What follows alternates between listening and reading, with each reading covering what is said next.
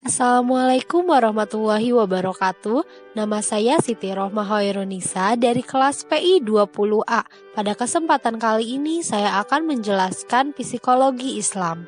Apa itu psikologi Islam? Psikologi Islam merupakan perspektif Islam terhadap psikologi modern dengan membuang konsep-konsep yang tidak sesuai dengan Islam. Konsep psikologi Islam mempelajari keunikan, pola perilaku, dan kepribadian manusia berdasarkan Al-Quran dan Sunnah. Metode psikologi Islam yaitu dengan meriset kitab suci Al-Quran untuk menemukan logika empirik tentang gejala jiwa yang kemudian dikonstruk menjadi suatu proposisi yang didukung oleh temuan-temuan psikologi kekinian. Malik Babikri Badri.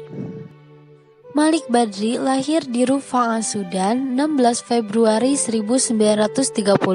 Pada tahun 1996, ia lulus dari American University of Beirut dan mendapatkan gelar sarjana dan diploma in education.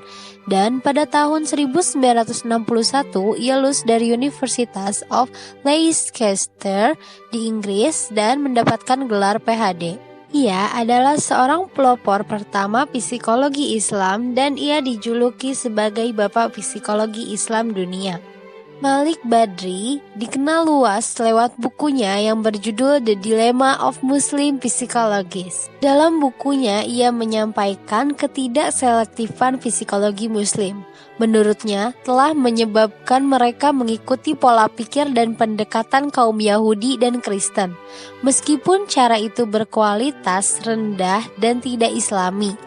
Persis seperti dinyatakan oleh Rasulullah SAW dalam sebuah hadis, bahkan jika mereka masuk ke dalam lubang biawak pun, orang Islam tanpa berpikir panjang akan mengikutinya, yakni mengambil bulat-bulat psikologi barat modern dan menerapkannya di dunia Islam.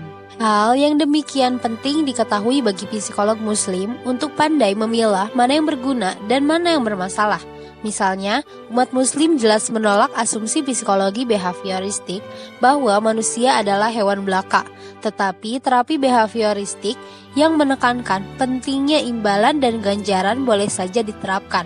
Namun, sebagai muslim, alangkah baiknya kalau diikuti juga petunjuk dan tuntunan Islam dalam menangani penderita. Pandangannya mengenai Islamisasi psikologi terbagi dalam dua teori. Pertama, dengan cara mengubah orang menjadi muslim yang lebih baik.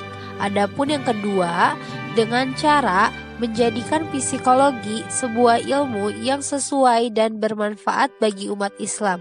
To use Islam to help Muslim.